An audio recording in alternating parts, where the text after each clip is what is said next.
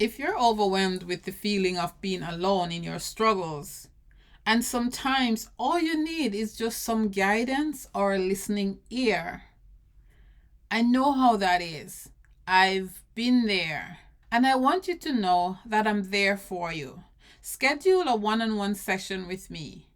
If we're a good fit, I can work with you to set some goals so you can achieve the joy filled life you desire.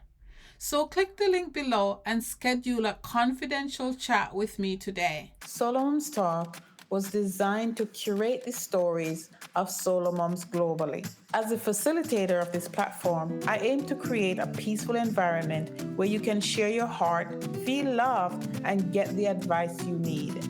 So if this sounds like you, why not RSVP for our next virtual meetup? The link is below. It's where you can retreat from the chaos of your life so you can recharge, connect with other moms, and get answers to your burning questions. Remember, you're not alone and you don't have to parent in silence. Today's interview is with Suzanne Falter, who lost her 22-year-old daughter to a heart condition. Through her grief, Susan realized that she had neglected to care for herself, so she decided to start practicing better self-care. She now helps overworked women live happier lives by taking care of themselves. Welcome, Suzanne. Could you tell us who you are? Yes, I'm happy to. My name is Suzanne Falter, and I am a podcaster and writer and speaker on the subject of self-care for extremely busy women. Okay. A lot of my women who follow my work, in fact, are solo moms. And I got into this because I'm a mother. And in 2012, I had a series of serious losses, including the sudden death of my daughter, Teal, who was 22 at the time.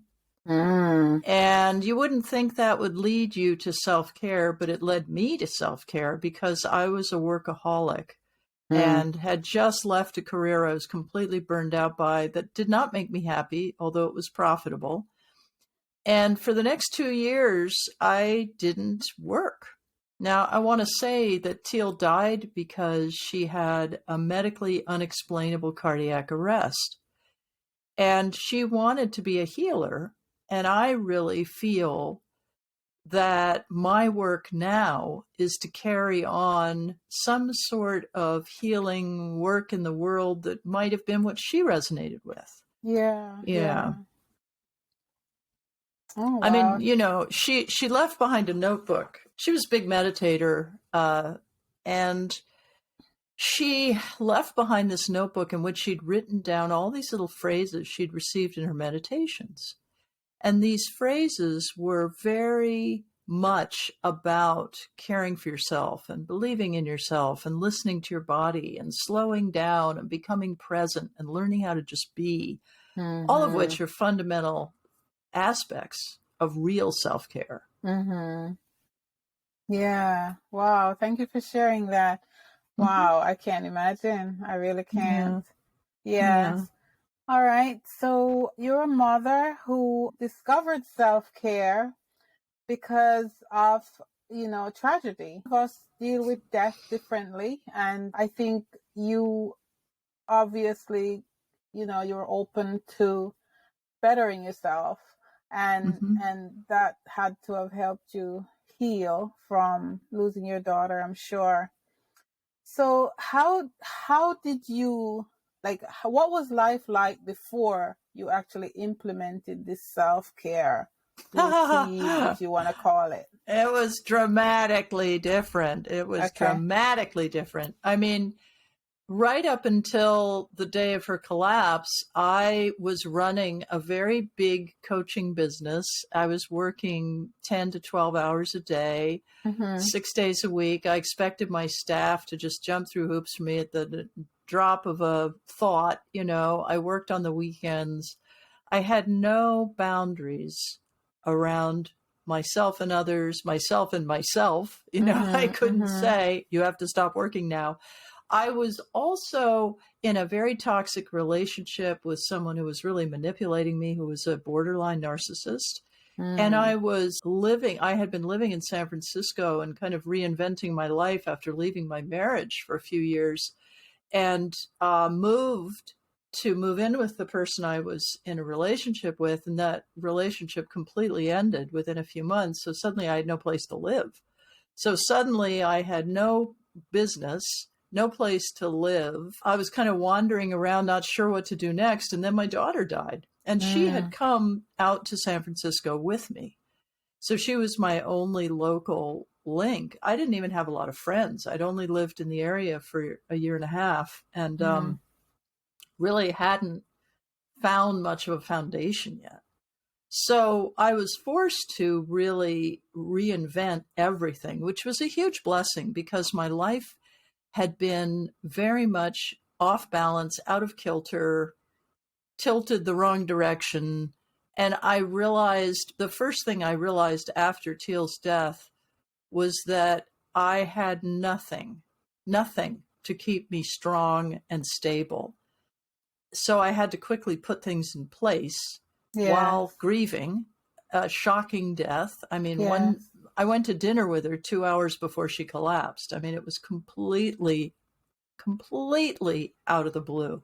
Mm. So, I mean, I just really knew that her death, I knew intuitively that her death was here for me to reinvent myself, and that I had to become a better person. And, there is a saying among people who lose children: this will either make you better or bitter. Mm. And that better or bitter thing really resonated for me because I did not want to become that bitter woman. I just Right. wanted to be a better person because I needed help. I knew it. Yes. Yes. Oh, wow. So you found a way to deal with or manage your grief, so to Yeah. speak, Mm-hmm. and parlay that into helping yourself as a person, dealing with other trauma like the breakup, Mm-hmm. and divorce, Mm-hmm. and then the Mm-hmm. breakup, and then having to Mm-hmm. find yourself. Yeah. And I imagine it was a loss not having your coaching business, because we we Yeah. we tie our work to our identity, yeah. So Well, you were dealing with a yeah. lot of loss. I'm just That's right. Yeah, so that's right. The whole yeah, bottom fell out. But what yeah, was interesting was it was unsustainable to begin with. The relationship yes, was never going to last. The business was never going to keep on. We literally closed the business, my business partner and I, because we couldn't keep it up. We just couldn't yes, keep up with the demand, and we didn't know how to build it, and we didn't even want to build it. Here I yes, was building a big business around something I didn't care about or even feel any passion for. It was just mm-hmm, something that the marketplace needed at the time. yeah, And, I'm really glad that I did that because I'll tell you, I tried to restart that business a few times in the following 2 years because I didn't work for 2 years. And each time I knew it wasn't what I was supposed to be doing, but I was just trying to make some money. Basically, I was living on savings very, very frugally. I was living for free in a friend's guest room, I mm-hmm, mean, it couldn't have been sketchier, really. But I mean, I wasn't doing anything illegal, but everything was super yeah, shaky. I mean, it was just so up in the air what the next day would bring. yes, And so I tried to start the business twice. And the first time it fell flat. I did sell a bit, but then somebody hacked into the website that I had built for this new offering. wow, And they hacked into it 5 times over the following week. And everybody who had bought my program refunded. Everybody. And honestly, that was a sign, but I still couldn't see it. So I tried to offer my work in a different way. And I got a couple of clients and they all refunded because they felt that I was just not there. And I wasn't, mm-hmm, mm-hmm, I mean, so I tried to do my own business and I don't even know why I went through that exercise. I think I was just denying reality. And, mm-hmm, but okay, so where's self-care fit into this?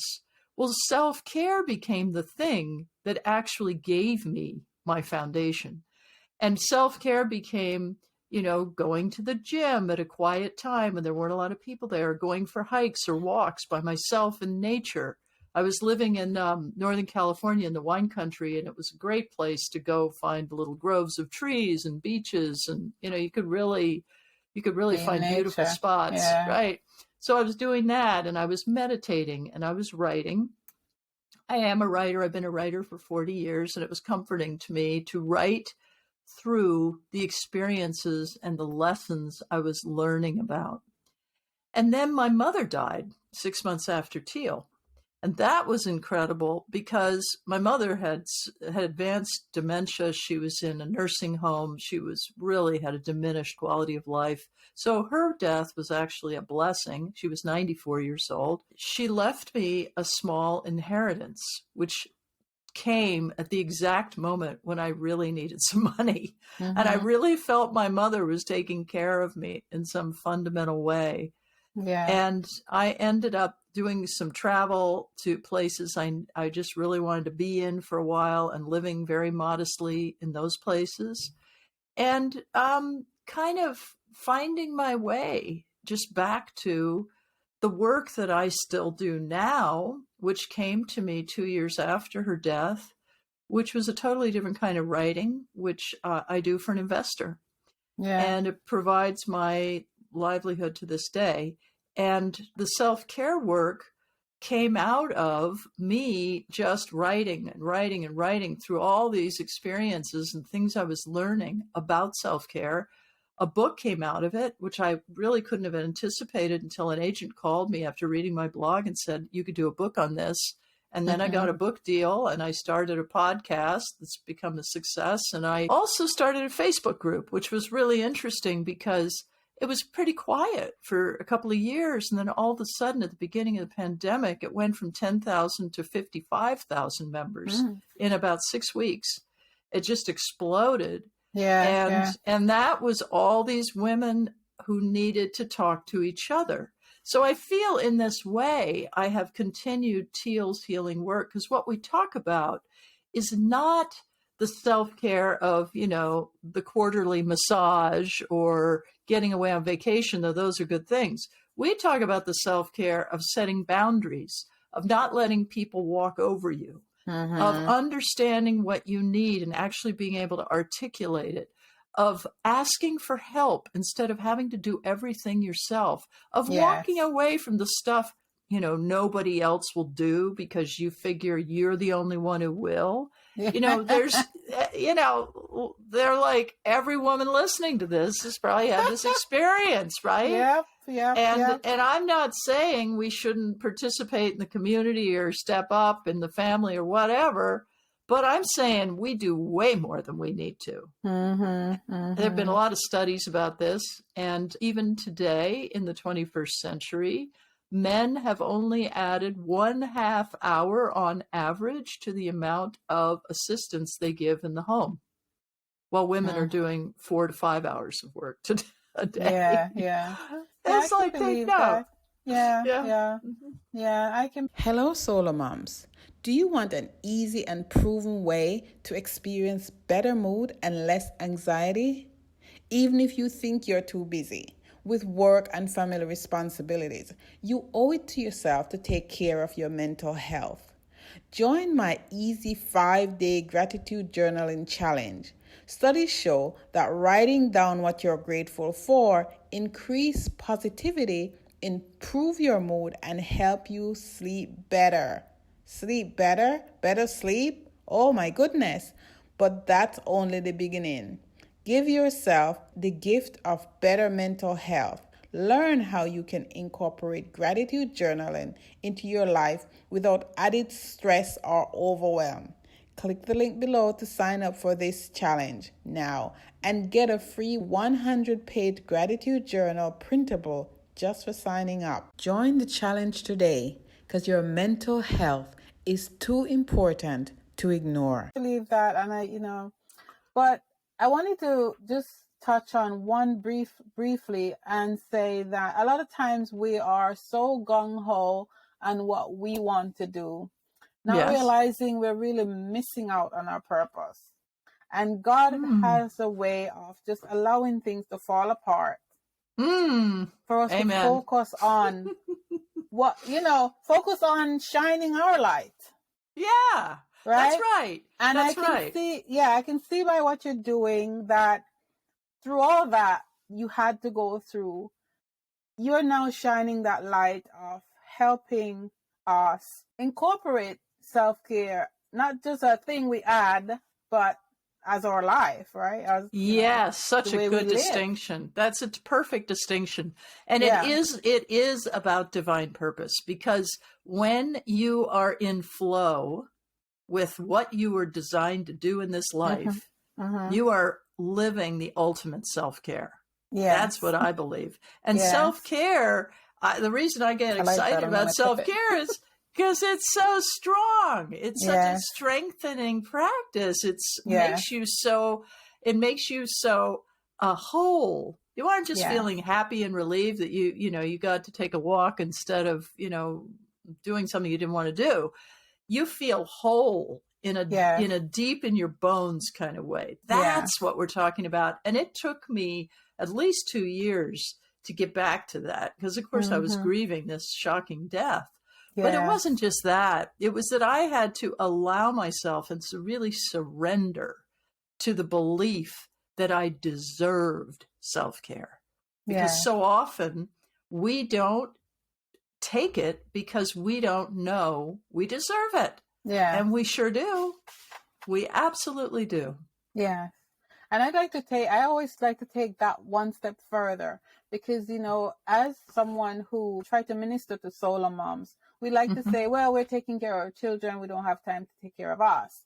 But basically, fundamentally, self-care, you taking care of yourself is taking care of your children, right? Yeah. And as a solo mom, it can be done. I mean, one of the things I really advocate for is joining other solo moms and helping each other. Because one of the key things I talk about in my book, at least, is, creating little informal co-ops where 3 or 4 of you share the babysitting or and you get your kids together and they get to play, and presumably they get along well enough that that's pretty easy. And you then get the time to go to the gym, to meditate, to, see a therapist, whatever it is you need to do to really, help yourself, or heck, go have, a glass of wine with your good pals. Yeah. These are things which are so difficult to find time for when you are raising small children. However, the other superpower we have is we know how to get our kids to help us. Yeah. And I mean, single or married, I did this all throughout my marriage. I'm raising my daughter Teal and my son Luke with their dad. We had a standing date every Monday night to do yoga with a group of people in our little town at the local church. And our kids came along and we taught them how to make dinner for themselves, and they liked it. They went in the church kitchen and they made their little dinner and sat and helped each other with the homework. And, and they were, I don't know, I think they were 5 and 9 at the time, or 4 and 8. They weren't that old, but one was old enough to light the stove and be responsible, And what we were doing was fostering some independence. And that has been a really useful thing. And I saw it in my daughter, who went all over the world with her little backpack and her guitar. She was a singer. She sang the blues on the street in cities all over the world. And even though she died at 22, she had an amazing life. A very independent life from the age of 16. When she was 17, she went to Ghana for 3 months and taught English. And that was kind of just the beginning of her world travels. And, I really think that it all begins with getting kids to help you in the home and not feeling like you have to constantly do everything they could do for themselves. Yeah, for sure. Thank you. All right. So you're a podcaster, an author, and a coach. Tell us about your work. Tell us. Well, I'm not really a coach anymore. The coaching end. Okay. Perhaps I'm a coach through my writing and my podcasting, but I am the author of a book called The Extremely Busy Woman's Guide to Self-Care, which is a cool book because it's filled with all sorts of little questionnaires and journaling prompts and things that really engage you in how to reclaim your life So you have enough support and you have enough time to add the self-care that will help you reground in the reality of who you are and what you need. And of course, we talk about this on my own show, which is called Self-Care for Extremely Busy Women. And in that podcast, I have all kinds of experts come on and talk about what it takes to explore all kinds of self-care, everything from tea. I had a wonderful woman come talk about all sorts of teas and how you can make beautiful tea for your sort of time for yourself. And I've had, neuro experts talking about the nervous system and how to calm ourselves. And I've had yogis talk about doing yoga and, all kinds of people. Getting on to almost 200 episodes, and a quarter of a million people have downloaded the show. And it is touching women in more than 30 countries. And it is a self-care movement, which is about not buying into the idea that you are too busy for yourself. Because that should never, ever be the case. Yes. Thank you. All right. So I'll put those links to to those in the show notes so people can have access to it. So thank you for that. So what is Suzanne grateful for today? Oh, what a great question. Well, I am grateful that I am learning how to be present. And as I'm sitting here talking to you, I'm looking out my window here in Oakland, California, at the most stunning jasmine vine that's about to burst into bloom, because we're just in the early stages of spring. It's an early spring here. And it is going to be so stunning, and it's just starting to bloom, and it smells so good, and it's my favorite flower. So I'm particularly grateful for that today. That's beautiful. I love jasmine. So, I can't imagine looking at that. Yeah. I'll send you a picture. Yes, you should. I'll put it on my blog. I actually, every year I take my picture with the jasmine because I planted that jasmine. That, for me, was self-care. It was like, I got to get this plant because it just smells so great and I love it and it makes me so happy. Amazing. Awesome. All right. I really appreciate you coming and talking to me today. And I enjoy this kind of conversation because self-care is one of my jams. So that's perfect. Me too. I love it, So give me one piece of advice for, give a solo mom one piece of advice as it pertains to self-care. Well, I would say begin with the question, what do I need right now? It's the question we never ask ourselves. And if you can't figure it out, get yourself a piece of paper, not even a screen, just a piece of paper and a pencil, and ask yourself and start writing and let your pen just move across the page, uninhibited. Write. Just let it all go. And at the end of all that, you're going to have a good sense of what you need. Yeah. Oh, okay. Thank you. Quick and spicy. That's what you asked for. Yeah. Thank you. Anything else? I want to send a big hug to everybody who's listening to this, because it's so easy to forget about self-care and to forget about ourselves and to feel we're being terribly selfish. But there is no guilt when you are, as you so wisely pointed out, taking better care of yourself so you can really be there for your family. And that's what this is all about. And it seems impossible, but it's God's challenge to us to rise up and be strong enough to do even this. Yes. Thank you very much, Suzanne Falter, for coming and talking to me today. My pleasure. Thank you. I often say you're not alone and you don't have to parent in silence. I say that because I've experienced loneliness, especially after my husband walked out on me and our 2 and 4-year-old sons. So I know what it feels like to think you're the only one parenting solo. But you're not alone. I'm here for you. Click the link below and book a one-on-one chat with me today. Let's talk. Let's connect. You're not alone. I'm excited to share that SoloMoms Talk is now on YouTube. Check out these interviews on our new channel, SoloMoms Talk TV. There you will actually see the interaction between myself and my guests. You will also find bite-sized clips of daily inspiration to help you manage the struggles of everyday life. So click SoloMoms Talk TV below to watch now.